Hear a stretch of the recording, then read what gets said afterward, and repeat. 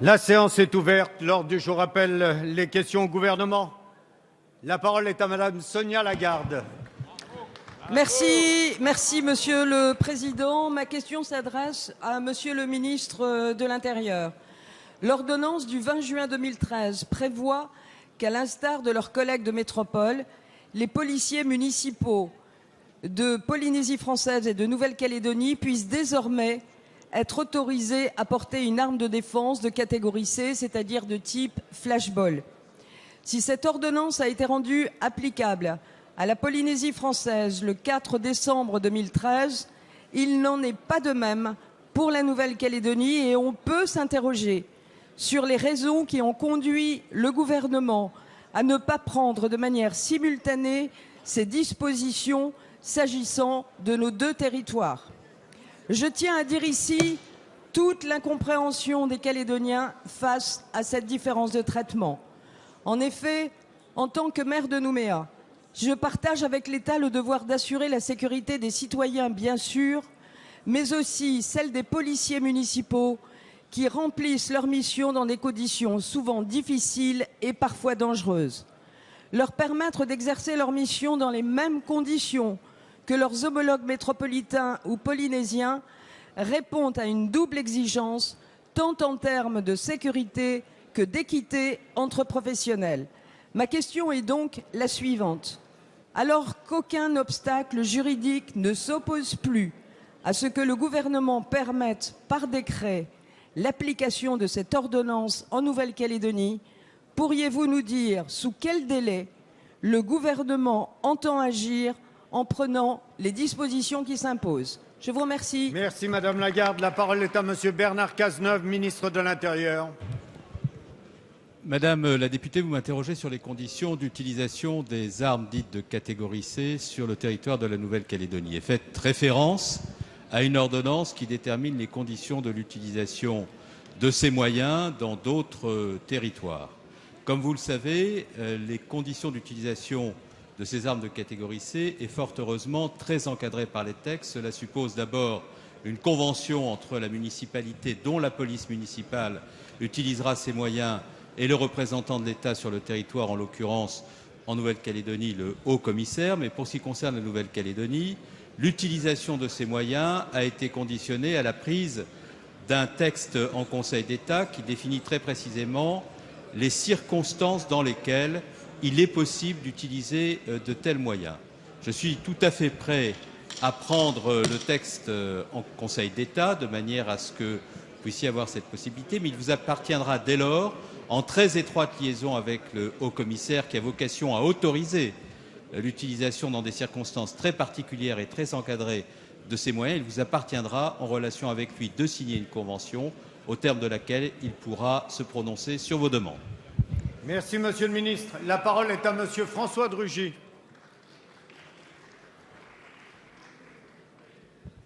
Merci Monsieur le Président. Monsieur le Premier ministre, aujourd'hui, la presse publie des éléments troublants sur l'enchaînement des faits qui ont conduit à la mort du jeune Rémi Fraisse. Faut-il croire le préfet du Tarn qui déclare qu'il n'avait, je cite, donné aucune consigne de sévérité aux forces de l'ordre, ou le commandant du groupement de gendarmerie qui indique sur procès-verbal avoir reçu du préfet la consigne de faire preuve, je cite de nouveau, d'une extrême fermeté. Il apparaît désormais que dès 2 heures le dimanche matin, les gendarmes avaient récupéré le corps de Rémi Fraisse et savaient qu'un tir de grenade offensive en provenance de leur rang était la cause de ce drame. Comment comprendre dès lors le communiqué de la préfecture du Tarn du dimanche après-midi évoquant, je cite, le corps d'un homme découvert dans la forêt? Comment peut-on comprendre les déclarations successives du ministre de l'Intérieur qui a prétendu pendant 48 heures ignorer les conditions de ce drame? Dans leur difficile tâche de maintien de l'ordre, partout les forces de l'ordre doivent pouvoir bénéficier de la confiance de tous. Elles ont la nôtre. Le corollaire de cette confiance, c'est le haut niveau d'exigence dans l'exécution de leurs tâches et c'est la responsabilité politique. Les citoyens comme les forces de l'ordre, doivent pouvoir compter sur le gouvernement pour qu'il assume en toutes circonstances les consignes données, les conséquences des opérations menées et qu'il en tire les leçons. Nous attendons ainsi la suspension sine die de l'usage des grenades offensives inadaptées à des opérations de maintien de l'ordre public. Nous devons à la mémoire de Rémi Fraisse, nous devons à tous les Français la vérité sur les circonstances du drame et l'assurance, comme le président de la République l'a indiqué. La parole est à Monsieur Bernard Cazeneuve, ministre de l'Intérieur. Monsieur le député François de Rugy, je vous remercie pour votre question. Elle me permet d'apporter un certain nombre de précisions auxquelles je tiens. D'abord, il n'y a pas ceux dans cet hémicycle qui veulent savoir la vérité et les autres qui s'emploient à l'occulter. Ça ne correspond pas du tout à la réalité de ce que j'ai vécu. Il n'y a pas dans cet hémicycle ceux qui sont soucieux de voir les forces de l'ordre intervenir dans le respect scrupuleux du droit et d'autres qui les encourageraient à procéder autrement. Il n'y a pas non plus dans cet hémicycle ceux qui sont soucieux de faire en sorte que la justice puisse fonctionner en toute transparence et d'autres qui la priveraient des moyens d'accomplir ses missions. Je veux donc rappeler, Monsieur de Rugy, un certain nombre de principes et je vous l'ai dit en vous regardant dans les yeux parce que ça correspond à ce que j'ai fait et à ce que j'ai vécu. D'abord, Monsieur le Président de Rugy, est-ce qu'il y a eu des consignes données de ma part pour qu'il y ait de la fermeté dans un contexte où il y avait de la tension? J'ai donné des instructions contraires et je le redis devant la représentation nationale. Pourquoi ? Parce que j'avais conscience depuis des semaines du climat d'extrême tension qui existait à Sivins et j'étais désireux de faire en sorte que celui-ci ne conduisit pas à un drame. Et c'est d'ailleurs la raison pour laquelle, Monsieur de Rugy, et vous auriez pu le dire dans votre question, il n'y avait pas de forces de l'ordre positionnées le vendredi soir à Sivins. Et si elles l'ont été ultérieurement, c'est parce qu'il y a eu dans la nuit du vendredi au samedi des heurts qui témoignaient de la violence d'un petit groupe qui n'avait rien à voir avec les manifestants pacifiques de Sivins. La deuxième chose que je voudrais dire, c'est que dès le moment où le drame a été connu, l'action publique s'est enclenchée et une seule et unique consigne a été donnée aux agents qui sont sous ma responsabilité de dire toute la vérité à la justice. Parce que je suis confiant dans la capacité de la justice à établir cette vérité, à condition qu'elle puisse le faire dans la sérénité, loin du tumulte des amalgames. La parole est à Monsieur le Président Christian Jacob. Merci, Monsieur le Président. Ma question s'adresse à Monsieur le Premier ministre. Monsieur le Premier ministre, nous pensions qu'à l'Élysée, François Hollande s'occupait de la France plutôt que de l'opposition. La réalité, c'est qu'au sommet du pouvoir, tous les moyens sont mis à disposition pour abattre l'opposition. Le secrétaire général de l'Élysée, le plus proche collaborateur du président de la République, a gravement failli en se prêtant à de basses manœuvres, de mensonges et de diffamations. Un mensonge qui en rappelle d'autres, celui de Madame Taubira à propos des écoutes téléphoniques d'un ancien président de la République, celui de Monsieur Cahuzac que déjà le président de la République avait tenté de couvrir. Ce mensonge, ce n'est pas seulement un mensonge de plus dans la présidence Monsieur le Président Hollande. Leroux, s'il vous plaît. S'il vous plaît. Allez, on écoute, il y aura une réponse. C'est un mensonge qui porte gravement atteinte à l'honneur d'un ancien Premier ministre. François Fillon a dirigé le gouvernement de la France avec un sens de l'État et une intégrité incontestable. Nos questions, celles de tous les députés du groupe UMP, sont donc simples. Pensez-vous un seul instant que le président de la République puisse ignorer les agissements de son secrétaire général? Pensez-vous sérieusement que M. Jouyet ait pu agir de la sorte sans avoir reçu les instructions du président de la République? Monsieur le Premier ministre, M. Jouyet a commis une véritable forfaiture. Nous demandons solennellement sa démission. Merci. La parole est à Monsieur le Premier ministre Manuel Valls. S'il vous plaît, s'il vous plaît. Allez. Monsieur le Président Jacob, précisément, plutôt que d'être dans la polémique, mais c'est votre droit, vous auriez pu aborder aujourd'hui comme président du groupe et responsable de l'opposition, je ne sais pas, l'accord historique sur le climat entre la Chine et les États-Unis. Vous auriez pu poser une question sur la situation très préoccupante au Proche-Orient. Bref, vous auriez pu nous interroger, mais ça viendra peut-être après, sur les questions économiques et budgétaires. C'est votre droit, encore une fois.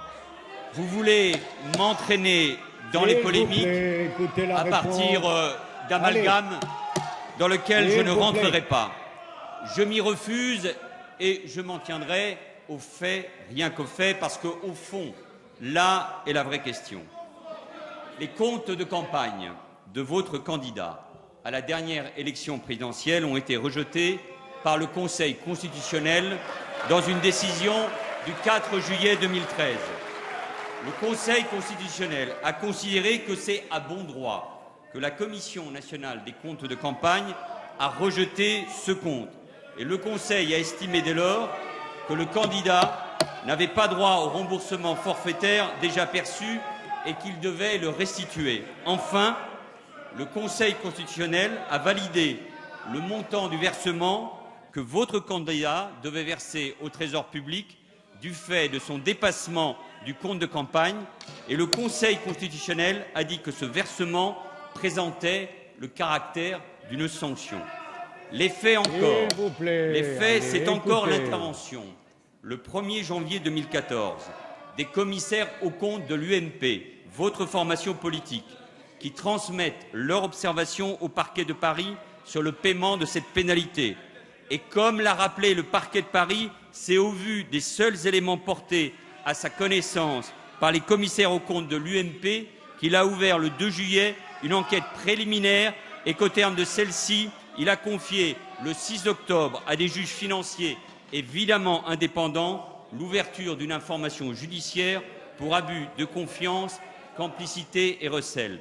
Monsieur le Président Jacob, voilà les faits. Et comment ne pas rappeler les déclarations le 20 juillet dernier de François Fillon, j'ouvre les guillemets, « Nous sommes frappés par un scandale financier majeur. Aux juges de faire la lumière, nous en tirerons les conséquences ensuite », disait-il dans le journal Le Monde. Mesdames et Messieurs les députés, dans toutes les décisions, celle de la Commission nationale des comptes de campagne, puis celle du Conseil constitutionnel, puis du parquet, puis des juges d'instruction, il n'y a eu aucune intervention de l'exécutif, aucune. Depuis 2012, Monsieur le Président, le temps est révolu, des interventions et des pressions sur la justice à tous les niveaux. Et les temps, et vous avez du mal à l'admettre, ont changé. Le respect, le simple respect de l'indépendance de la justice, voilà notre règle constante. Et je constate une fois de plus que certains d'entre vous n'arrivent pas à respecter ce principe, comme le montre par exemple votre refus de la révision constitutionnelle sur le CSM. Et je citerai pour preuve les propos récents d'un ancien président de la République.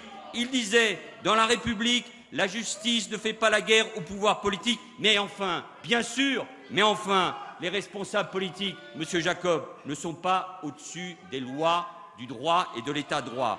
Et pour ce qui nous concerne, nous n'avons qu'une seule ligne, et c'est la seule ligne que vous devriez avoir. Le respect du droit, le respect de l'état de droit, l'indépendance de la justice et le respect de la justice. Et quand on respecte l'état de droit, quand on respecte la justice, précisément parce que l'ancien Premier ministre a annoncé qu'il saisirait la justice, eh bien on respecte la justice et on attend qu'elle travaille. Alors, Monsieur Jacob et Mesdames et Messieurs de l'opposition, sachez que vous n'entraînerez pas le Président de la République, le gouvernement et la majorité dans ces polémiques qui ne sont pas à la hauteur de l'attente des Français.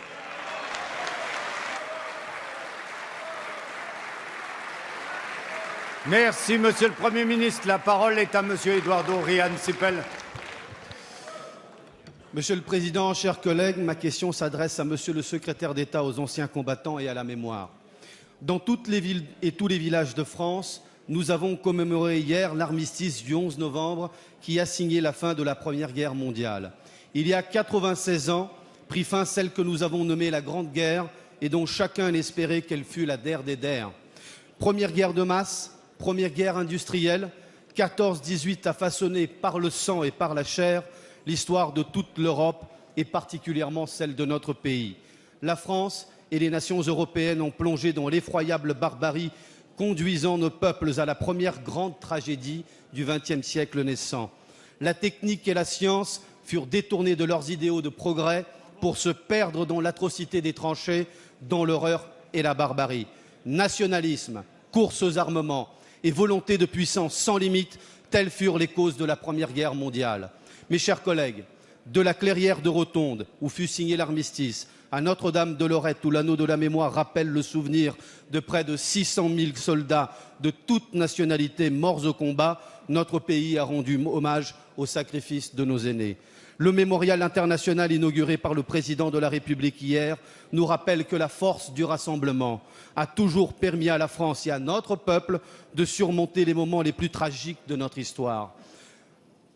Le président Hollande a marqué avec justesse le lien entre devoir de mémoire et sens des responsabilités qui nous oblige d'être à la hauteur des défis placés sur le chemin de la France comme de l'Europe. Rien n'est jamais acquis.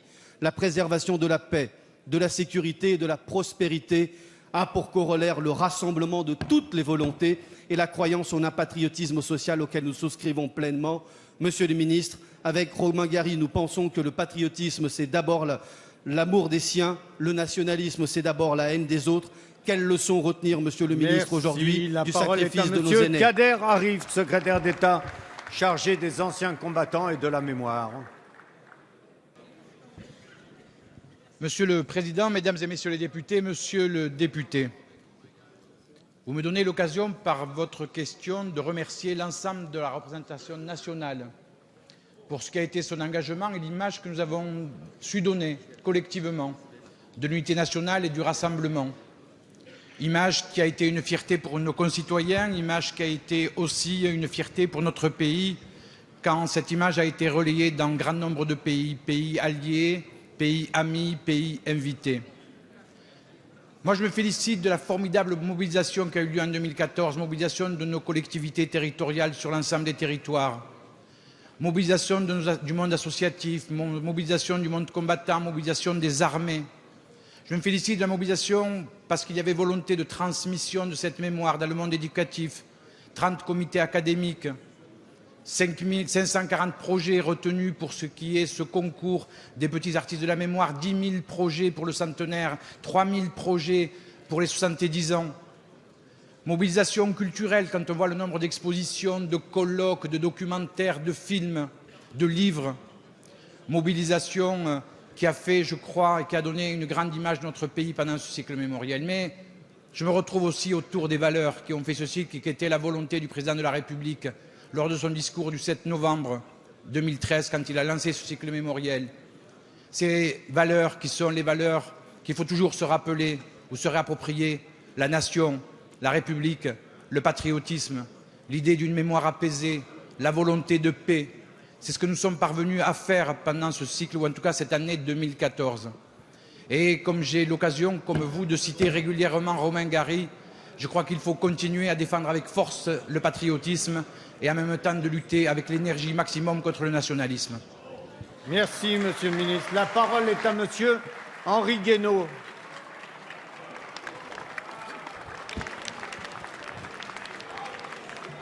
S'il vous plaît. La question s'adresse à Monsieur le Premier ministre. Monsieur le Premier ministre, écoutez-moi bien. J'ai perçu chez deux mes chers collègues, s'il vous plaît. Des narines qui sentent les boules puantes et qui se régalent à l'idée de renifler les odeurs d'égout. Ainsi parlait Georges Pompidou après l'affaire Markovitch. Eh bien, j'ai perçu, comme beaucoup d'entre nous, ce vilain frémissement des narines la semaine dernière et les odeurs d'égout venaient cette fois-ci de l'Élysée et plus précisément du bureau du secrétaire général. Le secrétaire général de l'Élysée a failli à son devoir, voilà le fait, simple et vrai. Il a mis sur la place publique sa version d'une conversation privée. C'est une faute contre l'honneur. Il a porté contre un ancien Premier ministre dans le gouvernement duquel il a servi des accusations d'une extrême gravité qu'il ne peut étayer par la moindre preuve. C'est une faute contre le droit. Il a menti puis il s'est rétracté devant l'évidence du mensonge. C'est une faute contre la morale. Il a mis le troisième convive, a mis de l'un et de l'autre dans une position intenable. C'est une faute contre l'amitié, ce n'est pas la moindre. Sous le couvert de la présidence de la République, Usant de l'autorité que lui confèrent ses hautes fonctions, il s'est livré à une manipulation politique, que dis-je, à une machination visant à discréditer non pas seulement un homme ce qui est déjà impardonnable, mais l'opposition tout entière. C'est une faute contre la démocratie et la République. Compte tenu de la place qu'il occupe dans l'État, oui, le seul mot qui convienne est celui de forfaiture. Elle fait naître une terrible suspicion sur les agissements au sommet de l'État. D'autres manipulations, d'autres machinations de ce genre ont-elles été commises dans les palais de la République depuis 2 ans et demi? Que penser de ces connivences avec des journalistes qui violent à tout bout de champ le secret de l'instruction, qui passent leur vie à l'Élysée, au ministère de la Justice et avec certains magistrats? En conservant M. Jouyet au poste qui n'a pas eu la décence de quitter de lui-même, le président de la République couvre de tels agissements, il les approuve. Oui, monsieur le Premier ministre, oui, c'est grave, c'est la dignité de l'État qui est en jeu. Merci. La parole est à monsieur le Premier ministre Manuel Valls.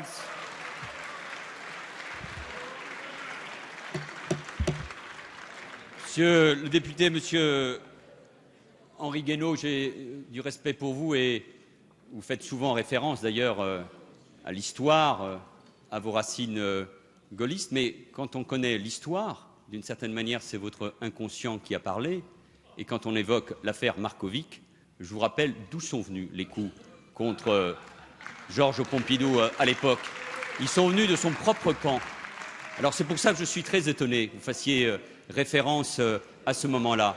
Et monsieur Guénaud, j'ai déjà eu très directement l'occasion de vous le dire ici très directement.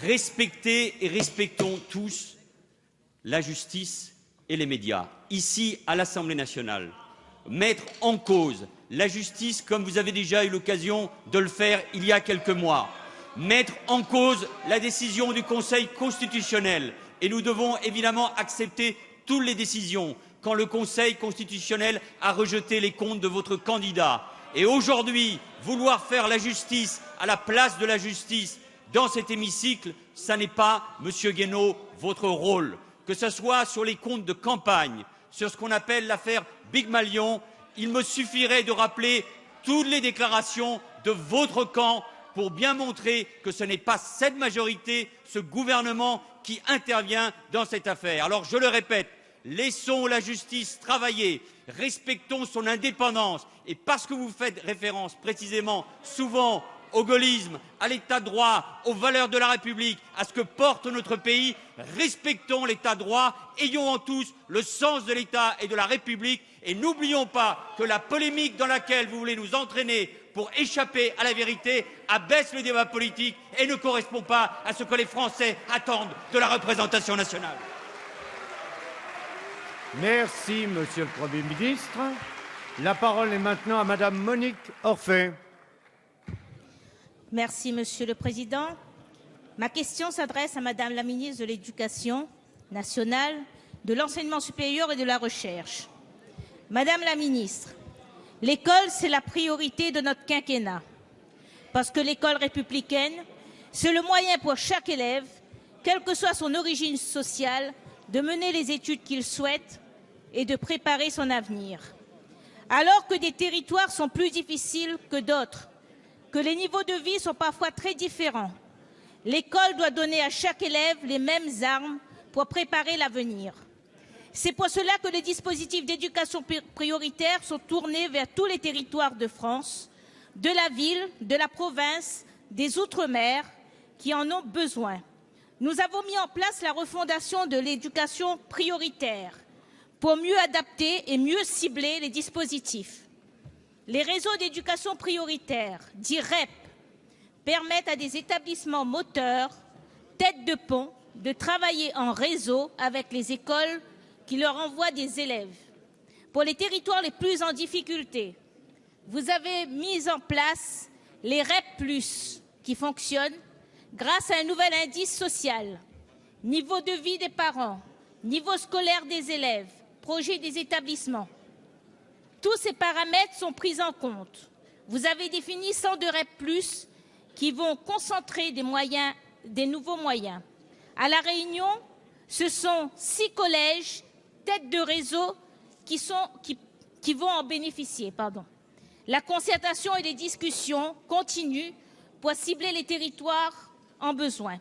Madame la ministre, Pouvez-vous nous dire comment vous accompagnez la refonte des dispositifs prioritaires et quels sont les critères de la nouvelle carte que vous avez mise en place? Merci. Merci. La parole est à Madame Najat Vallaud-Belkacem, ministre de l'Éducation nationale, de l'Enseignement supérieur et de la Recherche. Merci, Monsieur le Président. Mesdames et Messieurs les députés, Madame la députée Orphée, vous avez raison, les conditions de la réussite scolaire sont loin d'être également réparties sur notre territoire et on ne compte plus les diagnostics préoccupants sur le déterminisme social qui continue à marquer au fer rouge notre école. C'est la raison pour laquelle je l'ai annoncé ici il y a quelques semaines, et nous le ferons. J'ai décidé de procéder à une véritable réforme de l'allocation des moyens par académie et par établissement pour que ce qu'on donne comme nombre d'enseignants, comme qualité de formation, corresponde réellement aux difficultés sociologiques des établissements. Au-delà de cette réforme de l'allocation des moyens qui deviendra ainsi progressive, il est des établissements dans notre pays qui méritent une aide toute particulière, ce qu'on appelle l'éducation prioritaire. Nous ne l'inventons pas, elle existait, elle a des résultats mitigés, alors nous avons décidé de la réformer. Résultats mitigés, d'abord parce que nous n'y avons pas suffisamment mis les moyens. Cette année, c'est 350 millions d'euros de plus que nous mettons. Résultat mitigé, ensuite, parce que la carte de l'éducation prioritaire ne correspond pas forcément à l'actualité des difficultés sociales. Alors nous réformons cette carte, et comme vous l'avez dit, ce sont 1082 collèges et 8000 écoles qui vont désormais être concernées par elle à la rentrée 2015. J'insiste sur la démarche que nous avons adoptée, qui est inédite, des critères objectifs, transparents, que vous avez rappelés dans votre question, qui mesurent les difficultés sociologiques et qui sont d'ailleurs acceptés par tous les acteurs. Mais en même temps, j'insiste aussi, et je le dis à l'ensemble de l'Assemblée, sur le fait qu'il faut que ces critères objectifs et scientifiques correspondent aussi à une réalité locale. C'est pour ça que j'ai demandé à tous les rectorats d'ouvrir une discussion et un dialogue avec les élus locaux pour déterminer exactement cette nouvelle cartographie prioritaire. C'est cela qui nous conduira en particulier à coller au plus près de la réalité de la carte de la politique de la ville. C'est cela aussi qui nous conduira à prendre en considération des écoles qui, même si géographiquement elles ne font pas partie de réseaux d'éducation prioritaire, réclament les mêmes moyens des pouvoirs publics. Merci. Merci. La parole est à Monsieur Thierry Mariani. Ma question s'adresse à Monsieur le Premier ministre. Monsieur le Premier ministre, je voudrais vous rendre hommage parce que vous avez réussi à répondre aux 2 premières questions de l'UMP sans citer une seule fois le nom de Monsieur Jouyet. Je crois que c'est en soi un aveu, une réponse et aussi ce qui traduit votre gêne devant ce que tous les Français ont pu constater, qui restera un mensonge en attendant la décision de la justice. Alors ma question, pour changer de sujet, concerne l'arrêt rendu hier par la Cour de justice de l'Union européenne qui explique que les États ne sont pas tenus d'octroyer des aides à des étrangers ne cherchant pas de travail, autrement dit, ne se rendant sur leur territoire que dans le but de bénéficier de l'aide sociale. Cette décision nous conduit directement à nous interroger sur la générosité de notre pays en matière de prestations sociales. La semaine dernière, nous débattions dans cet hémicycle des dépenses allouées à l'aide médicale d'État. Notre collègue alors, Claude Goisguen, rapporteur spécial de la mission Santé, mettait en avant l'explosion du coût de l'AME qui devrait, en 2015, avoisiner le seuil symbolique de 1 milliard d'euros. Depuis 2012, on est ainsi passé de 208 974 bénéficiaires à plus de 282 000, soit une hausse de 35%. On peut légitimement penser que la suppression du droit de timbre que nous avions instauré a été un signe donné à cette immigration à but social et cette immigration irrégulière. Aujourd'hui, l'arrêt de la Cour de justice nous prouve que les États disposent de la flexibilité, s'ils le veulent, pour traiter ce genre de problème. Ma question, Monsieur le Premier ministre, est donc simple. Alors que certains de nos voisins européens s'engagent vers une limitation de l'accès aux prestations familiales ou sociales pour les ressortissants des autres pays membres, entendez-vous nier encore ce tourisme social? Quelles mesures urgentes allez-vous prendre pour limiter le budget de l'AME? Merci. La parole est à Monsieur Harlem Désir, secrétaire d'État chargé des Affaires européennes. Merci, Monsieur le Président, Mesdames et Messieurs les députés. Monsieur le député Mariani, vous me posez une question au sujet de l'arrêt qui vient d'être rendu par la Cour de justice des communautés européennes concernant les droits et prestations sociales dont peuvent bénéficier les résidents d'un autre État membre lorsqu'ils se rendent dans un des pays de l'Union européenne. Cet arrêt confirme ce qu'est aujourd'hui l'état à la fois des traités européens et des directives en vigueur. Et il nous conforte donc dans la politique qui est la nôtre. Il y a un principe qui est celui de la liberté de circulation, de résidence, de même qu'il y a un principe de liberté d'établissement économique, de liberté de circulation des marchandises et des capitaux au sein de l'Union européenne. Ce principe est confirmé par l'arrêt de la Cour de justice des communautés européennes. Et il ne donne en rien raison à ceux qui voudraient aujourd'hui limiter, c'est le cas par exemple d'un État membre qui n'est d'ailleurs pas membre de l'espace de Schengen, la possibilité pour des citoyens de l'Union européenne d'aller s'installer, d'aller travailler, d'aller produire dans un autre pays de l'Union européenne. En revanche, cet arrêt confirme qu'on ne peut en aucun cas user de cet espace de liberté de circulation pour abuser des dispositions sociales qui existent dans les autres États membres. Et il confirme par conséquent que lorsqu'un résident d'un autre pays vient s'installer en France ou dans un autre pays, il doit être en capacité de subvenir à ses besoins, c'est-à-dire qu'il doit être en mesure de travailler ou d'être accueilli et ne pas relever du système social alors qu'il n'y aurait pas droit. Donc cela nous amène à confirmer des décisions que nous prenons déjà dans le cas de personnes qui ne sont pas en capacité de subvenir à leurs besoins et qui, dès lors, n'ont pas la possibilité de bénéficier des aides sociales. La France est très scrupuleuse sur ce point, mais cela ne remet pas en cause les acquis de l'Union européenne. Merci. Merci. La parole est à Monsieur Marc Dolez. Monsieur le Premier ministre, notre Assemblée examinera la semaine prochaine votre projet de loi visant à supprimer les élections prud'homales. Si nul ne conteste la faible participation lors du dernier scrutin et la nécessité d'en simplifier l'organisation, la réponse du gouvernement ne peut pas être de supprimer purement et simplement ces élections. Ce serait un énorme recul de la démocratie sociale qui priverait les salariés, travailleurs précaires et demandeurs d'emploi de la possibilité d'élire leurs juges prud'homaux. Un recul d'autant plus grave que, si l'on se réfère aux annonces curieusement effectuées par le ministre de l'économie dans le cadre du projet de loi Croissance et Activité, la suppression de ces élections s'accompagnerait d'une profonde remise en cause de ce qui fait l'originalité de la justice prud'homale au sein de l'organisation judiciaire.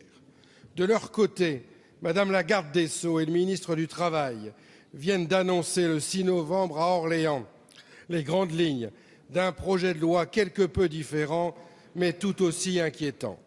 Monsieur le Premier ministre, pourriez-vous clarifier la position du gouvernement, sachant que les prud'hommes souffrent avant tout d'un manque flagrant de moyens, sachant aussi que leur réforme ne devrait pas être conduite sans y associer les partenaires sociaux et en particulier le Conseil supérieur de la prud'homie. Êtes-vous prêt pour cela à renoncer à la suppression des élections prud'homales et à ouvrir de véritables discussions permettant d'aboutir à des solutions alternatives dans l'intérêt des salariés et de la justice du travail? Merci. La parole est à Monsieur le ministre François Rebsamen. Merci, Monsieur le Président. Mesdames, Messieurs les députés, Monsieur le député Marc Dolez. Affaiblir les prud'hommes, c'est affaiblir les plus faibles, écrivait Pierre Joxe. Nous nous reconnaissons complètement dans cette affirmation et dans la justesse de cette maxime. Affaiblir les prud'hommes, ce serait aller contre notre modèle social qui permet un règlement de litige par les salariés et leurs employeurs dans le droit fil de la confiance que ce gouvernement accorde aux partenaires sociaux. À l'égard des prud'hommes, nous ne craignons pas, et j'étais l'autre jour en déplacement avec Madame la garde des Sceaux, de parler d'exception culturelle française. Et elle est basée sur le paritarisme. Il n'est pas question d'y revenir et nous considérons qu'il faut au contraire les défendre, les prud'hommes. C'est pourquoi le gouvernement a lancé 2 chantiers pour faire en sorte que la justice prud'homale fonctionne mieux.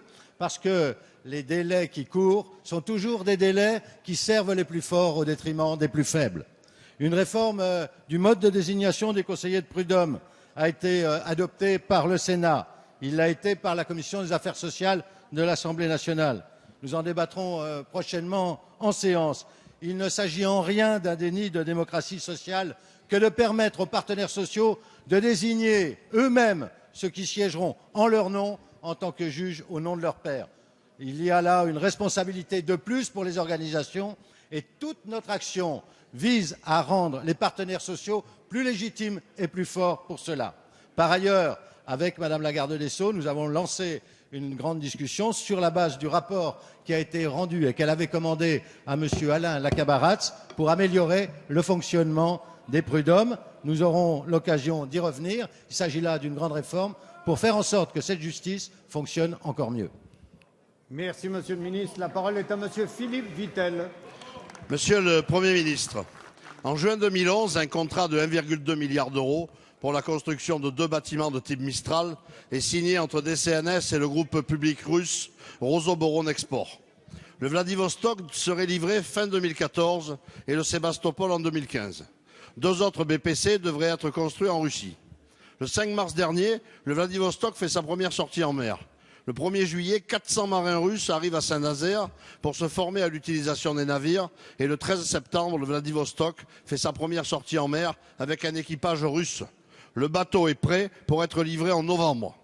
Pourtant, dès le 20 mars, sur fond de crise en Crimée en Ukraine, la possibilité de suspendre la livraison des 2 porte-hélicoptères est évoquée par le ministre des Affaires étrangères. Le 23 juillet, plus rassurant, Laurent Fabius déclare, je cite, « Il y a une règle qui vaut en matière internationale comme en matière nationale. Les contrats signés et d'ailleurs payés doivent être honorés. » Le président de la République dit que le contrat pour le premier bateau sera honoré et que pour le deuxième bateau, ça dépendra de l'attitude des Russes. Le 3 octobre, Jean-Yves Le Drian annonce que le président se basera sur 2 éléments pour autoriser la livraison, un cessez-le-feu qui dure et le début d'un processus politique sérieux.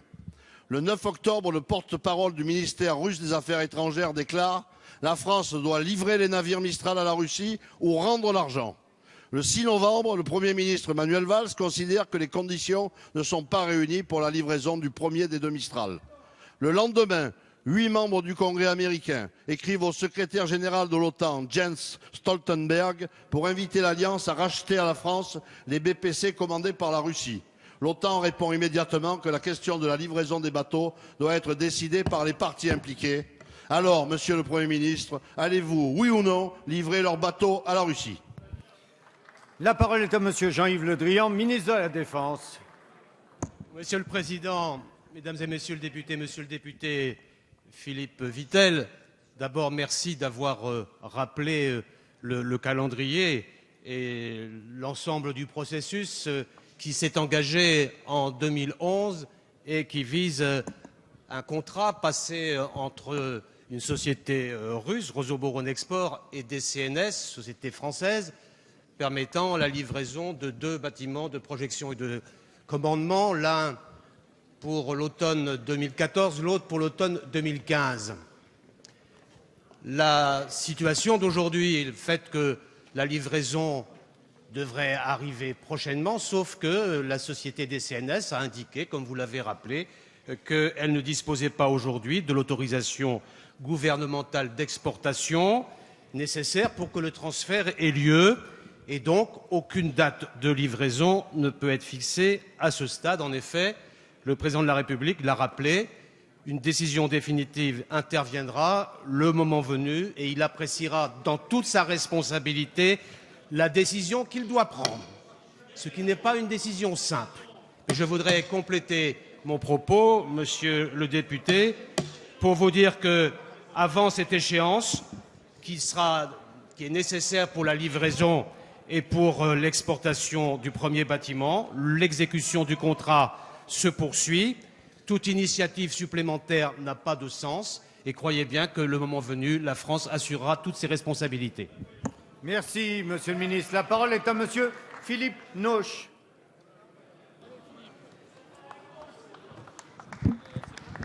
Oui, merci, Monsieur le Président. Chers collègues, ma question s'adresse à Monsieur le Ministre de la Défense. Monsieur le Ministre, les OPEX expriment la volonté de la nation d'agir dans le cadre de la légalité internationale, sous l'autorité du Président de la République, afin de remplir notre devoir et d'accomplir ce qui est nécessaire à la sécurité de notre pays. Bien sûr, nous rendons hommage ici au dévouement et au professionnalisme de tous les soldats engagés dans ces opérations et avons une pensée, bien sûr, très forte pour nos soldats morts en OPEX. Cependant, ces interventions nécessaires, soutenues par la très grande majorité des Français et des formations politiques représentées ici, ont des coûts budgétaires montés en épingle par certains qui veulent donner aux OPEX une responsabilité budgétaire très au-delà de la réalité. 450 millions ont été prévus dans la loi de programmation militaire et la loi de finances initiale pour 2014. Ils correspondent aux dépenses de base des OPEX. Mais l'évolution de la situation internationale a entraîné un surcoût d'environ 600 millions d'euros pour un total de 1,1 milliard d'euros. Ce surcoût doit être pris en charge par l'échelon interministériel. Certains ont pu souhaiter polémiquer sur ce différentiel, lié évidemment à l'évolution géopolitique internationale, ayant nécessité la mise en œuvre de l'opération Sangaris en RCA, la transformation de Serval en opération Barkhane au Sahel et notre intervention en Irak.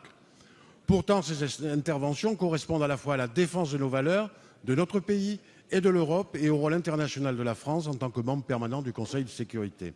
Monsieur le ministre, je souhaite que vous puissiez faire le point de situation sur le budget des OPEX afin que chacun en comprenne les enjeux, les mécanismes financiers dans le cadre de l'action militaire extérieure de notre pays.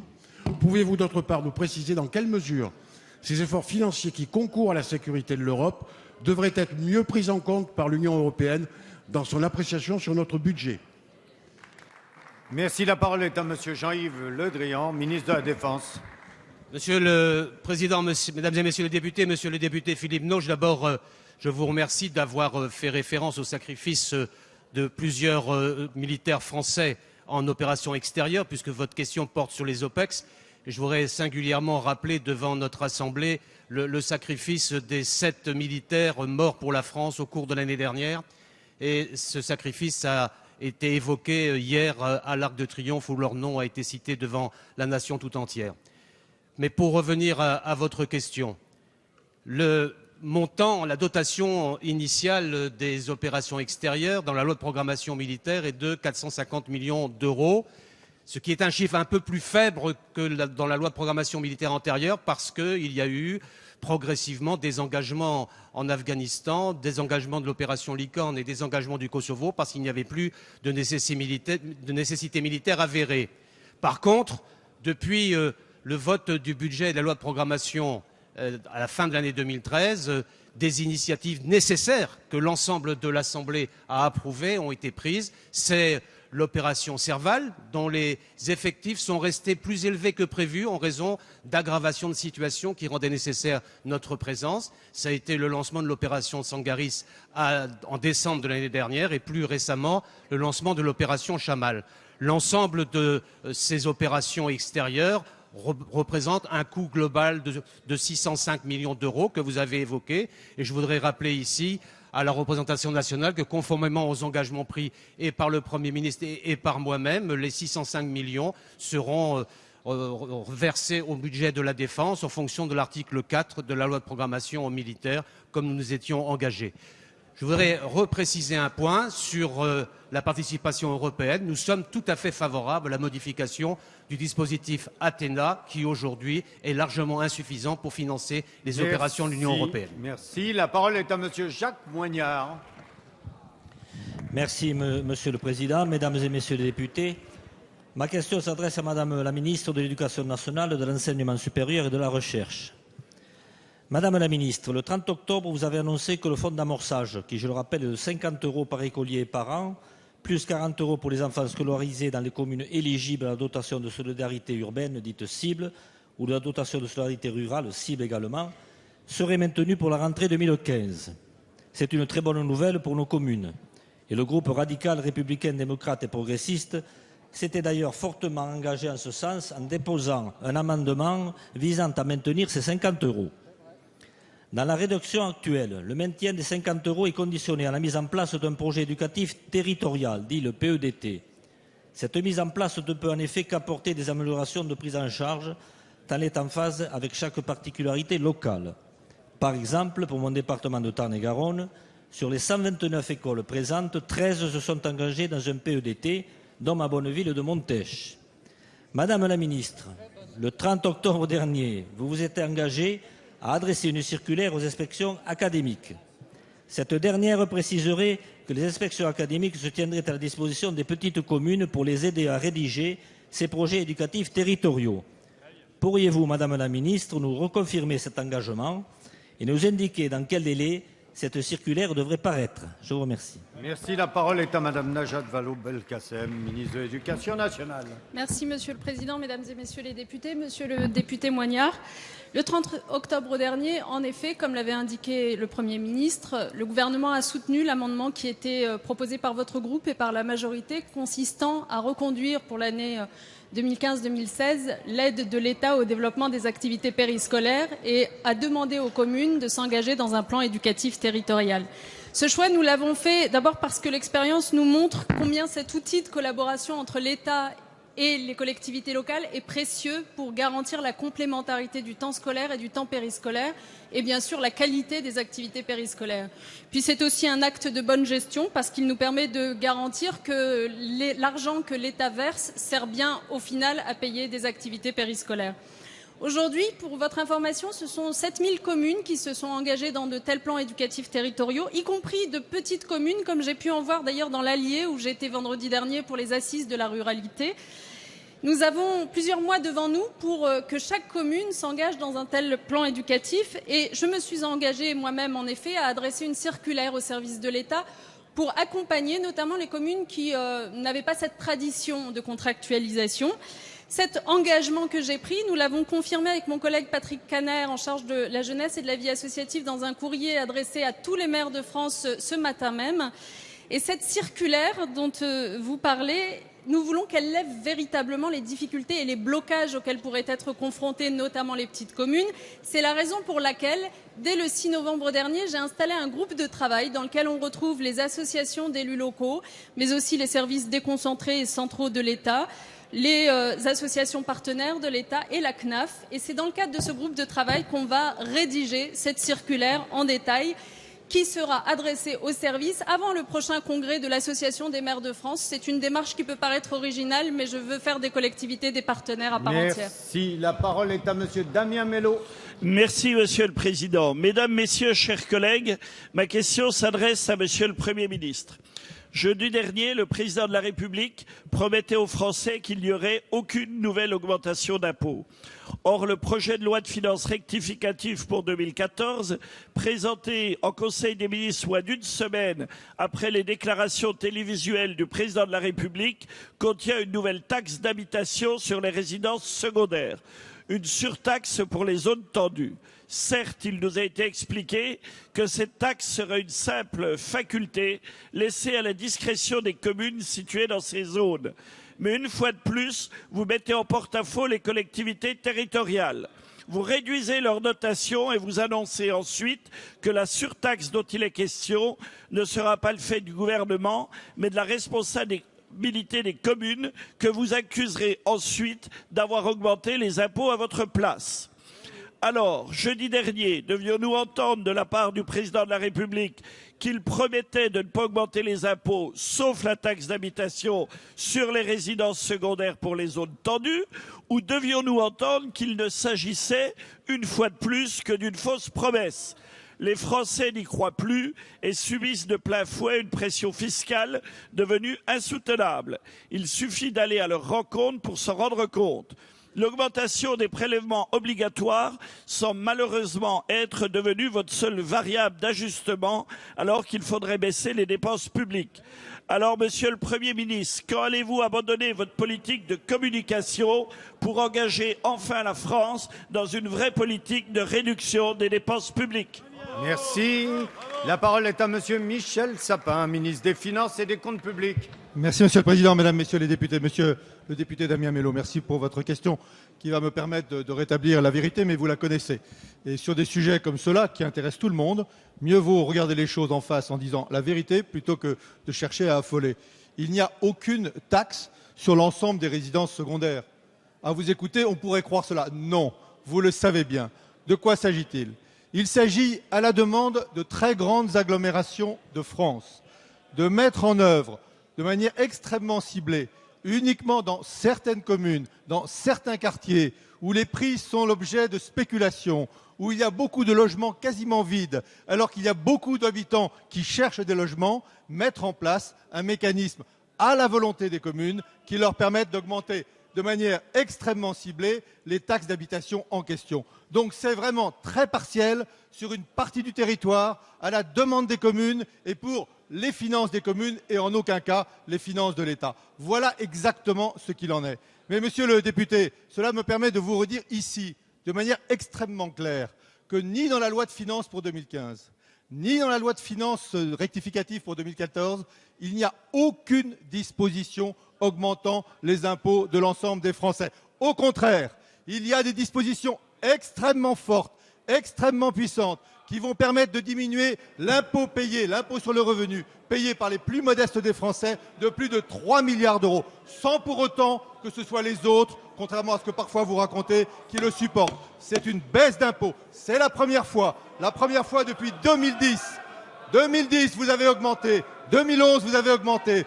2012, vous avez augmenté. Cette année, 2014, ça baisse. Et 2015, ça baissera.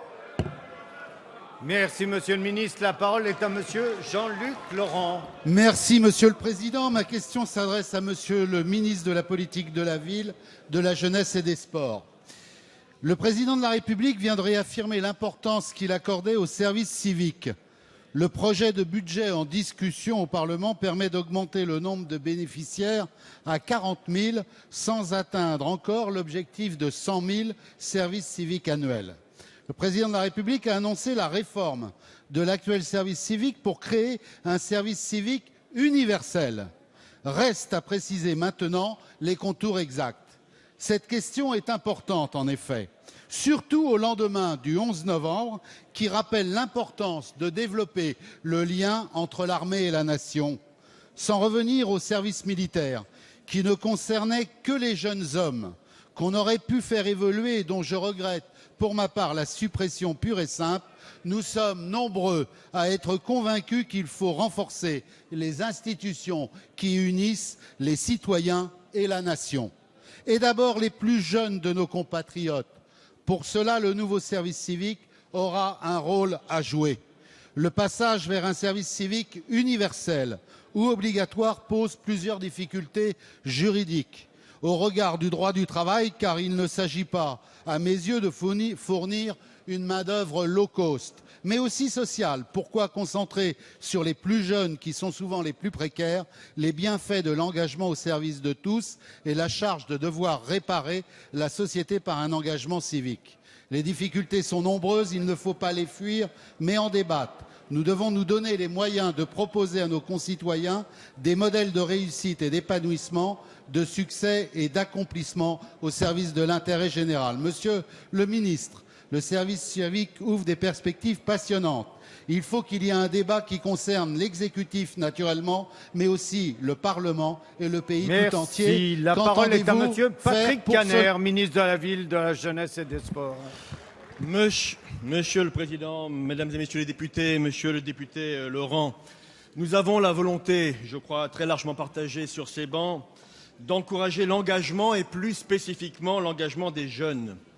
On décrit notre jeunesse comme repliée sur elle-même, parfois égoïste. C'est un discours qui est injuste, qui est démobilisateur, qui est faux, car l'engagement des jeunes est très important, vous l'avez rappelé. Et nous voulons donc encourager et valoriser cet engagement au service de l'intérêt général.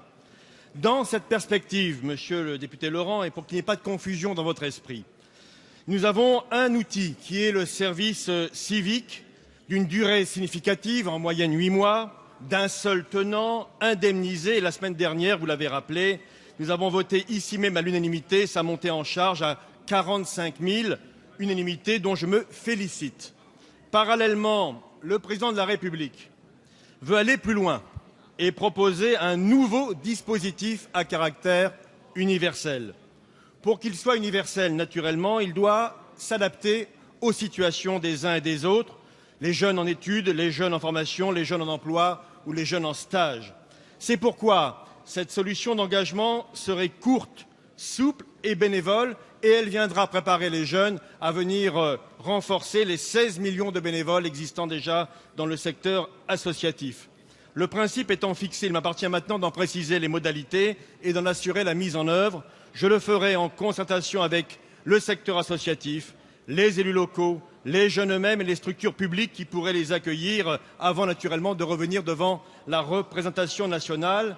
En tout état de cause, cette expérience, comme toutes les expériences d'engagement, doit être menée dans la concertation. C'est dans cet esprit que je m'apprête à mener ce travail avec votre aide et nous déboucherons rapidement sur un dispositif opérationnel. Merci. La parole est à Madame Françoise Guégaud. Merci Monsieur le Président, mes chers collègues. Ma question s'adresse à Monsieur le Premier ministre. Le 5 novembre dernier, plusieurs milliers d'agriculteurs ont manifesté pour protester contre des conditions de travail rendues de plus en plus difficiles et des charges de plus en plus pesantes. Dans ma région, en Haute-Normandie, terre qui compte près de 3500 exploitations agricoles, ils sont aussi venus en force pour exprimer leur mécontentement. À l'inquiétude permanente d'une mauvaise récolte, d'un mauvais rendement, de la chute des cours, s'ajoute aujourd'hui le fléau d'une administration outrancière, d'une accumulation de règles et de normes de plus en plus insupportables. Que dire du projet irréalisable aux Normands de multiplier par 3 la surface dédiée à l'agriculture biologique d'ici 2017?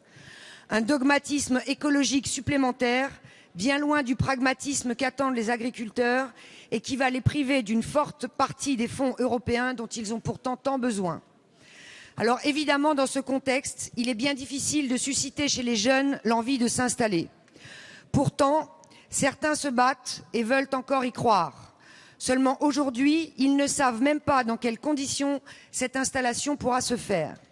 En effet, le décret qui précise les conditions d'installation à compter du 1er janvier 2015 n'est toujours pas paru et le complément d'information que le ministère de l'Agriculture a publié ne répond pas aux questions qu'il se pose. Alors même que vous vous étiez engagé à maintenir le financement de l'accompagnement des jeunes à l'installation et à développer leur formation, la ligne budgétaire stage d'application dans le PLF a été divisée par 2. Monsieur le Premier ministre, quelles sont les réponses que vous comptez apporter aux inquiétudes légitimes des agriculteurs et en particulier à celles des jeunes qui attendent l'accompagnement que vous leur aviez promis? Merci. Merci. La parole est à Monsieur Stéphane Le Foll, ministre de l'Agriculture, de l'Agroalimentaire et de la Forêt. Monsieur le Président, Madame la députée, vous avez évoqué les manifestations du 5 novembre qui marquaient effectivement une mobilisation importante des agriculteurs liée à plusieurs facteurs à la fois conjoncturels et structurels. Des facteurs conjoncturels, les marchés aujourd'hui, les prix ne sont pas suffisamment élevés et connaissent quelquefois des baisses. Vous avez des facteurs structurels, vous évoquiez les conditions d'application, en particulier d'une directive qui s'appelle la directive nitrate et qui date, je l'ai toujours rappelé ici, de plus de 20 ans.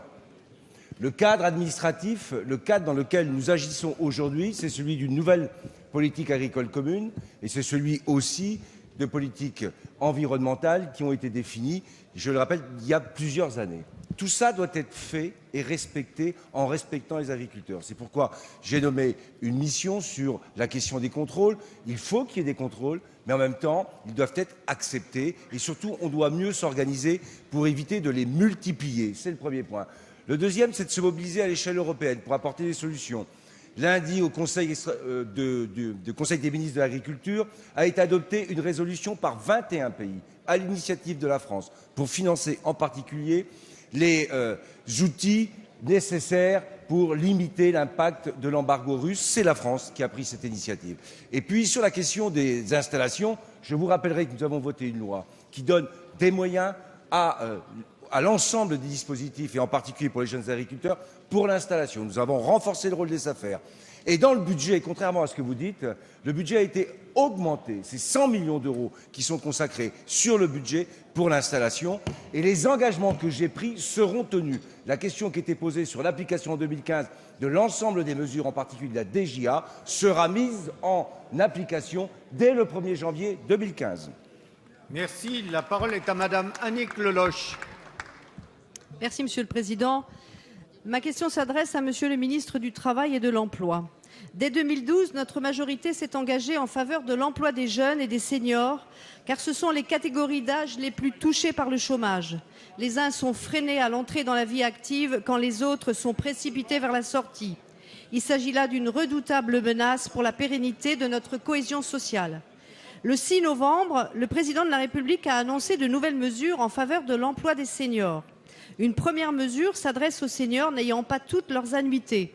Dès 2015, un contrat aidé pourra s'ajouter aux allocations de fin de droit pour travailler jusqu'à l'âge de la retraite. Une deuxième mesure s'adresse aux seniors ayant toutes leurs annuités et ayant plus de 60 ans. Une prestation pourra leur être versée pour les conduire jusqu'à la retraite. Comment ces mesures vont-elles concrètement se mettre en place, Monsieur le ministre? La majorité mobilise toutes les énergies et actionne tous les leviers pour remporter la bataille contre le chômage pour toutes les catégories touchées. C'est pour cela que la mobilisation pour les contrats de génération doit se poursuivre grâce au renforcement des incitations financières et la mise en œuvre du pacte de responsabilité. Oui, l'emploi reste le cœur de notre action. Emploi d'avenir, investissement d'avenir, dialogue social, simplification de la vie des entreprises. Ainsi, Monsieur le ministre, comment les annonces présidentielles complètent-elles notre stratégie de mobilisation pour l'emploi? Je vous remercie. Madame Annick Lelloc, merci. La parole est à Monsieur François Rebsamen. Monsieur le Président, Mesdames, Messieurs les députés, Madame la députée Annick Lelloc, quelques éléments de réponse. Dès mon arrivée au ministère du Travail, j'ai souhaité qu'un effort particulier soit mis sur l'emploi des seniors, car ce sont des publics qui, forts de leur expérience, peuvent tout de suite apporter beaucoup aux entreprises. 4 mesures sont prévues. Elles ont été présentées par le Président de la République l'autre soir. Premièrement, pour les demandeurs d'emploi, vous l'avez rappelé, qui ont cotisé suffisamment pour accéder à la retraite à taux plein, mais qui n'ont pas encore l'âge requis légal pour faire valoir leurs droits, le bénéfice de l'ATS, l'allocation transitoire de solidarité, sera élargi. Cette allocation permet, vous le savez, à des demandeurs d'emploi seniors en fin de droit, ayant cotisé suffisamment, de percevoir l'équivalent de l'ancienne AER, allocation équivalent retraite, supprimée en 2008 par la majorité de droite, par la précédente majorité en 2008. Son bénéfice est aujourd'hui limité aux personnes qui sont nées en 1952 ou 1953. Elle sera donc étendue à toutes les personnes nées en 54, 55 et 56, dès lors qu'elles auront atteint 60 ans ou plus et cotisé suffisamment pour accéder à la retraite à temps plein.